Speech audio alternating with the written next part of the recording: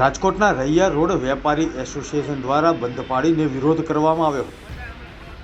વિરોધ અંગે વાત કરીએ તો છેલ્લા ઘણા સમયથી ટ્રાફિક પોલીસ દ્વારા વેપારીઓને ટ્રાફિકની સમસ્યા અંગે હેરાન કરવામાં આવે છે, તેમજ વેપારીઓની દુકાન બહાર પાર્ક કરેલી ગાડીઓને પણ ડિટેઇન કરવામાં આવે છે। દુકાનમાં ખરીદી કરવા આવેલ ગ્રાહકોના વાહનો પણ જપ્ત કરવામાં આવે છે। આ ઘટના અંગે અવારનવાર ટ્રાફિક પોલીસ અને વેપારીઓ વચ્ચે ઘર્ષણ થતું પણ જોવા મળતું હોય છે।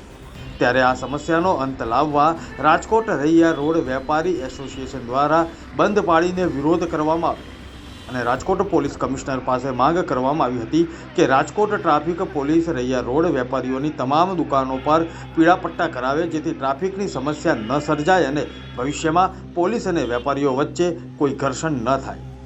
જયેશ ભૂપતભાઈ રાયચુરા, રૈયા રોડ વેપારી એસોસિએશન પ્રમુખ। રૈયા રોડ ઉપર દુકાનો બંધ રાખવાની એટલે અમને જરૂરિયાત પડી કે છેલ્લા 6-8 મહિના ત્યાં ડેઈલી ટોઈંગ વાહન આવે છે અને પાર્કિંગની જગ્યામાં વાહન પડ્યા હોય છતાં બી દંડિત થાય છે। અમે અનેક વખત રિક્વેસ્ટ કરેલી પણ છતાં બી આ યલો બેલ્ટ અહીંયા ઘૂસાઈ ગયેલ હોય તો ખબર નહીં જે તે અધિકારીઓને ખ્યાલ હોય ના હોય, એના માટે અમે આજે કમિશનર સાહેબને રજૂઆત કરવા જવાના છીએ।